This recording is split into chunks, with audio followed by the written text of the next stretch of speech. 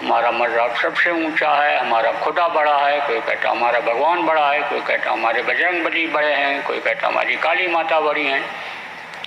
हमारे पास समझो गांव के लोग हैं, शहर के लोग हैं, फौज है, फाटा है, ये है, वो है। ये क्या है? ये अहंकार है। तो एक म्यान में दो तलवार रह नहीं सकती है। दो तलवार कैसे रहेगी? एक म्यान में एक ही तलवार रहती है।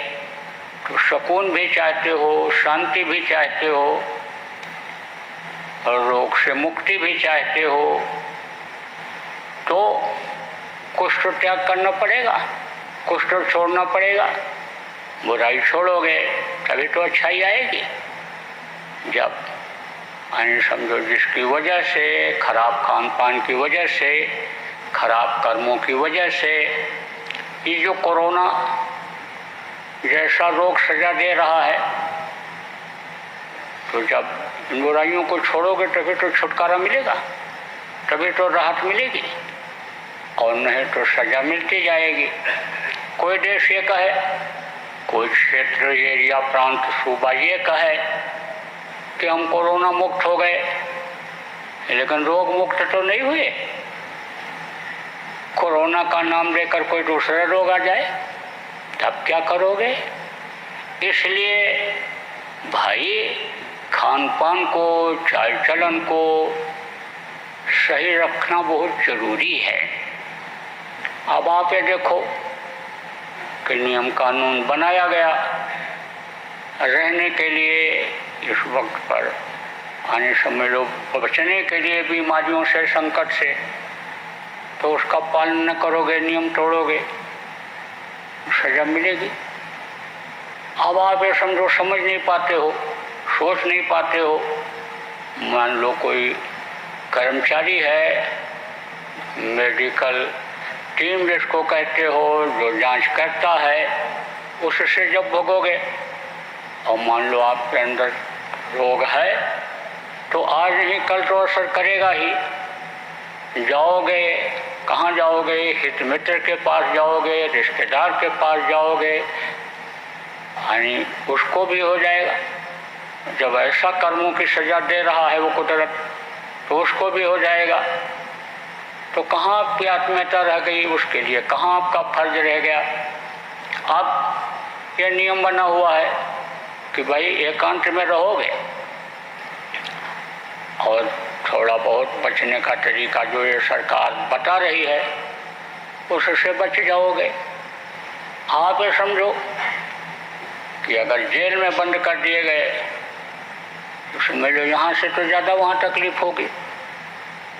यहाँ तो आप चिल्लाओगे कि भाई मच्छर काट रहे हैं, तो कोई नीम की पत्ती ला करके जला देगा, धुआं निकलेगा, मच्छर निकल जाएंगे। लेकिन जेल में कौन जलाने देगा आग? तो ऐसे ही समझो कि आगे तकलीफ ज़्यादा ना आवे, उसके लिए नियम कानून का सबको पालन करने की ज़रूरत है। आपको तकलीफ है, आप बता दीजिए, दवा ले लीजिए। आप ये समझो उपाय बहुत से हैं, निकल रहे हैं, मैं भी दवा खोज रहा हूँ। और जब विश्वास लोगों को हो जाएगा कि क्या ये भी दवा फायदा कर सकती है, तब बताया जाएगा, करके देखना, और अगर फायदा होता है, लाभ होता है तो अपना लेना। क्योंकि मैं तो कोई, आप तो समझो MBBS MD और ये जो सर्जन और ये जो डॉक्टर होते हैं वो तो डॉक्टर हूँ नहीं।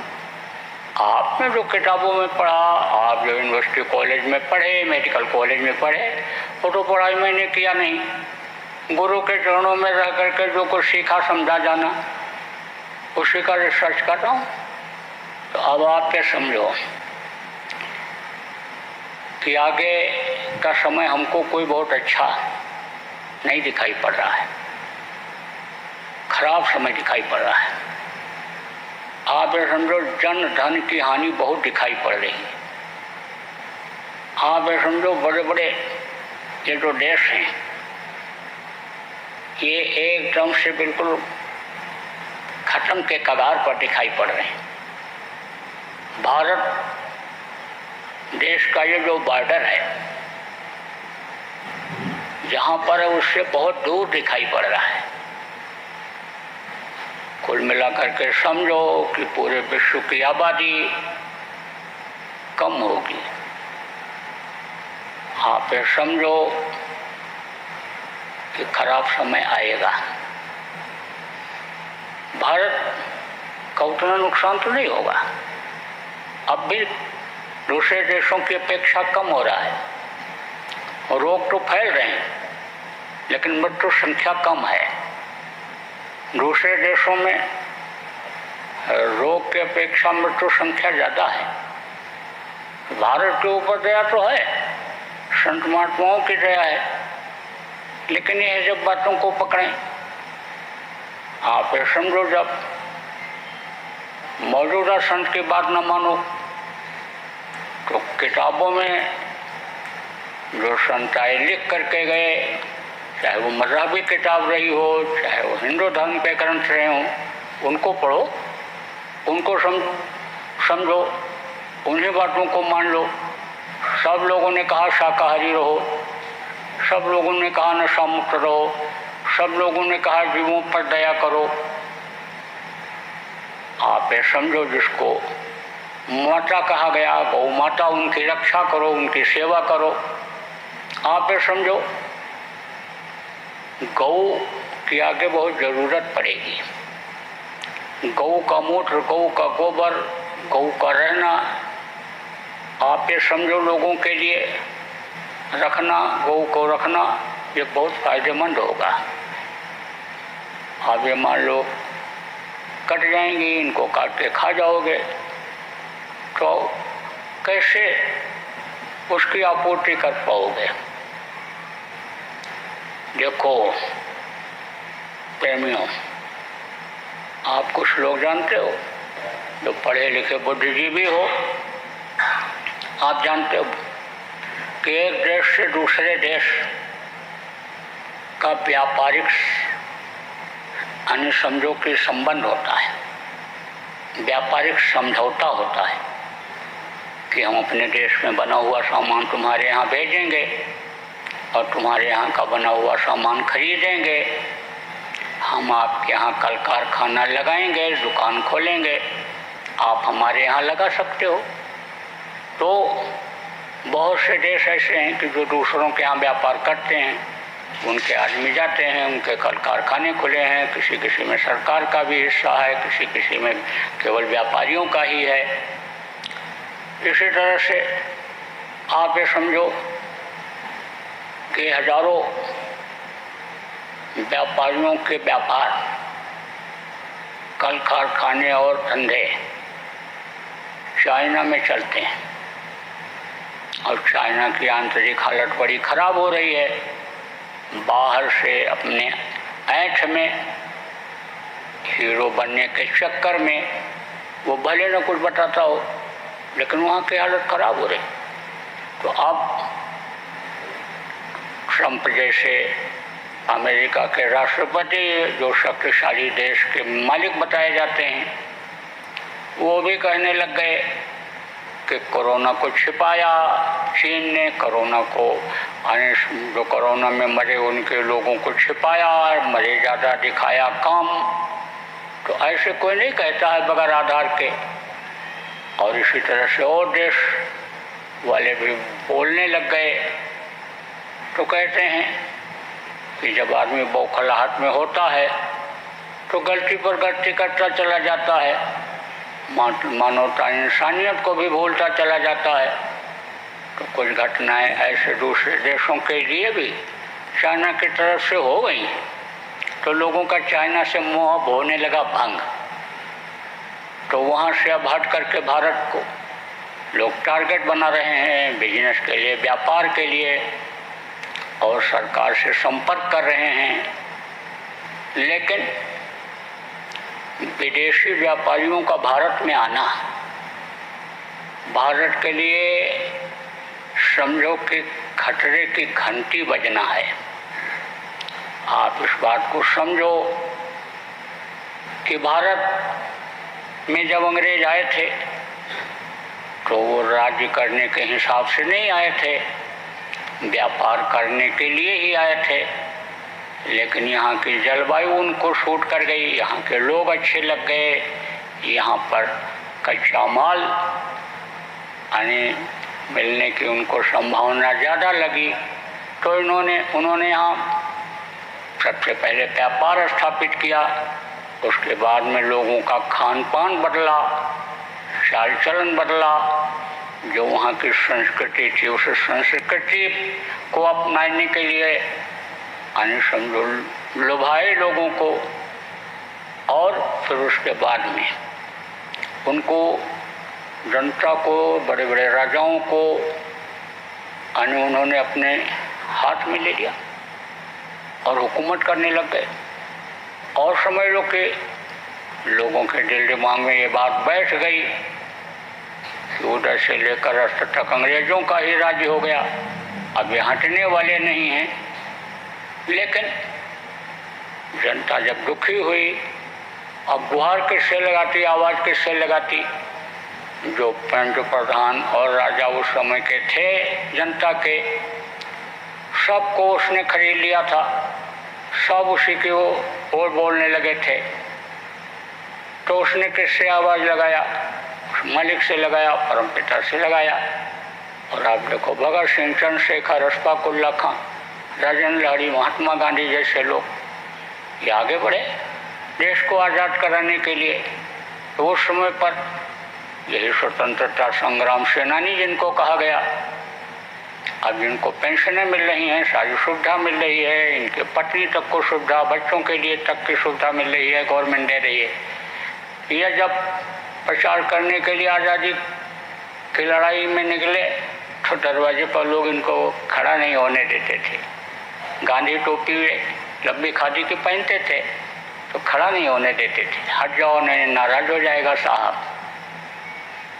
तब वो क्या करते थे, जंगलों में जाते थे, आवाज़ लगाते थे आज़ाद करा लेंगे। इतना विल पावर था उनमें कि उसी विल पावर ने देश को आज़ाद कराया, लेकिन कुर्बानियाँ देनी पड़ी। कैसे कैसे ये देश आज़ाद हुआ। अब इस समय पर जो कुर्सियों पर बैठे हुए हैं उनको क्या पता है कितना खून बहाया लोगों ने। आपने समझो कितनी मेहनत किया, पसीना बहाया। तो हम तो ये कहेंगे कि इस समय पर जो कुर्सी पर, ऊंची कुर्सी पर बैठे हैं, की पॉइंट जिनको कहते हैं, बैठे हैं, आप सब लोगों को विचार करना चाहिए। राजनेता ही नहीं, बड़े बड़े अधिकारी और बड़े बड़े जो लोग देश के लिए शुभचिंतक हैं, सबको विचार करना चाहिए। और जो विदेशी लोग यहाँ पर कल कारखाना लगाने के लिए आना चाहते हैं, इनके प्रस्ताव को खारिज कर देना चाहिए। अगर इन्होंने कल कारखाना यहाँ लगा लिया तो देश की सुरक्षा खतरे में पड़ जाएगी। आप समझो फिर आप रोक नहीं सकते किसी को आने जाने के लिए, किसी न किसी बहाने से आ जाएंगे। किस देश के लोग आएंगे, कहाँ से आएंगे, कैसे आएंगे। और अगर उन्होंने की पॉइंट पर बैठे हुए बड़े बड़े अधिकारियों को लालच दे दिया, आपने समझो खरीद लिया, तो देश तो फिर परतंत्र हो जाएगा। आपने समझो फिर वही हुकूमत करने लग जाएंगे। मान लो ऐसा नहीं होता है तो सामान आपने समझो सस्ता बेचेंगे, जो भारत में बना हुआ सामान है उससे सस्ता बेचेंगे। और जब भारत के कारखाने बंद हो जाएंगे, माल महंगा होने के नाते, खर्चा ज़्यादा पड़ने के नाते अपने देश के कल कारखाना के मालिक उनको बंद कर देंगे, फिर वो रेट बढ़ा देंगे। अब आपकी मजबूरी हो गई, उसमें क्या डालेंगे आपको क्या पता, क्या डाल करके हमको खिला रहे हैं। नशे की आदत डाल रहे हैं कि नशेली की गोलियां तैयार कर रहे हैं कि क्या कर रहे हैं। आप देखो कितने नौजवान देश के होनहार बच्चे नशे में मस्त, कुछ नहीं, ऐसी ऐसी गोली आ गई कि बस खा लिया, मस्त पड़े हैं। जो नशे में रहेगा वो क्या कर पाएगा? नशे में आदमी को कुछ याद रहता है? आप ये समझो कि शराब की दुकानें खोलते बढ़ाते चले जा रहे हैं, कह रहे हैं इनकम बढ़ेगी, इनकम बढ़ेगी। आज मैं आपको 21 अप्रैल 2020 को ये बता दे रहा हूँ कि मांस और शराब के पैसे से देश कभी भी तरक्की नहीं कर सकता है। हिंसा हत्या का किया हुआ पैसा कभी भी फलदायी नहीं हो सकता है। और कितनी बढ़िया से बढ़िया दवा बना लो आप, इस पैसे को लगा दो कल कारखाने में, देशी विदेशी जितने भी लोग हैं सबको बुला लो, बना लो, लेकिन रोग को हटा नहीं सकते हो। एक रोग कोरोना अगर हटा तो दूसरा कोरोना, तीसरा कोरोना आ जाएगा, नाम बदल करके आ जाएगा, रूप बदल करके आ जाएगा। इसलिए हमारी तो यही प्रार्थना है कि आप शराब की दुकानों को बंद करो। अभी तो लोगों की आदतें भी बहुत से लोगों की छूट गई हैं और खुल जाएंगे जगह जगह, फिर पीने लग जाएंगे। अब जब पी करके मरेंगे, पी करके जब एक्सीडेंट करेंगे तो आपका और पैसा खर्चा होगा। आप तो कहोगे हम इनकम बढ़ा रहे हैं, इनकम बढ़ा रहे हैं, लेकिन इनकम क्या बढ़ेगा? उसमें फिर खर्च करना पड़ जाएगा जो ये इनकम बढ़ेगा। आप कितना भी राशन बांटोगे और शराब की दुकान खुली जब दिखाई पड़ जाएगी शराबी को तो राशन बेच करके शराब पी जाएगा। अब आप ये समझो, कितना भी आप राशन बांट दो, कितना भी सुख सुविधा उनके बच्चों के लिए दे दो, बच्चे वैसे को वैसे रोते रह जाएंगे। तो क्या राजा का यही धर्म होता है? प्रजा के पालने का यही तरीका होता है? हम तो यही प्रार्थना कर रहे हैं, चाहे प्रांत की सरकार हो, चाहे देश की सरकार हो, चाहे ये जो अधिकारी प्रस्ताव पास कराने के लिए प्रस्ताव बनाते हैं, ये नियम बनाते हैं, ये मंसूबा बनाते हैं, सबसे हमारी यही प्रार्थना है कि आप शराब के दुकानों को बंद ही कर दो। आप देखो भारत देश में ही तो एक बिहार प्रांत भी है, वहाँ के शेर दिल मुख्यमंत्री ने शराब बंद कर दिया। वो भी प्रांत चल रहा है, वहाँ कौन सा अन्य समय लोग की नुकसान हो गया, और जहाँ बहुत शराब की बिक्री हो रही कौन सा तरक्की कर गया, बल्कि और वहाँ नुकसान ज़्यादा हो रहा है। तोड़ फोड़, हत्यान, अपराध और भ्रष्टाचार ये ज़्यादा करते हैं पी करके। तो शराब को तो बंद ही कर देना चाहिए। और जीव हत्या ये जो हो रही है, इस जीव हत्या को भी आप बंद करो। आप ये समझो नहीं, इतना वायरस बढ़ेगा कि कंट्रोल कर पाना बहुत मुश्किल हो जाएगा। अभी से हारने लग गए, ये सेवा करते करते, काम करते करते अभी से हारने लग गए, डरने भी लग गए, क्योंकि इनको भी रोग होने लग गया। तो आगे चल करके आपकी उम्मीदें पानी रखी ही रह जाएंगी, पानी फिर जाएगा। इसलिए बात को मान लेना चाहिए।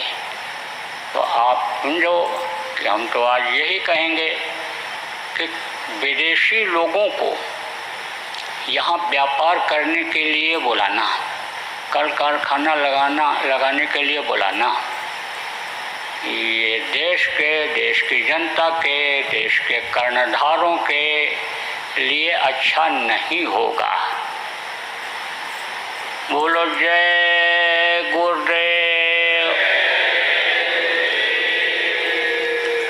बराबर प्रेमियों जय गुरुदेव नाम बोलते रहना और लोगों को बुलवाते रहना। इस समय का जीता जगाया हुआ, जीता जागता प्रभु भगवान का नाम है। बोलो जय गुरुदेव।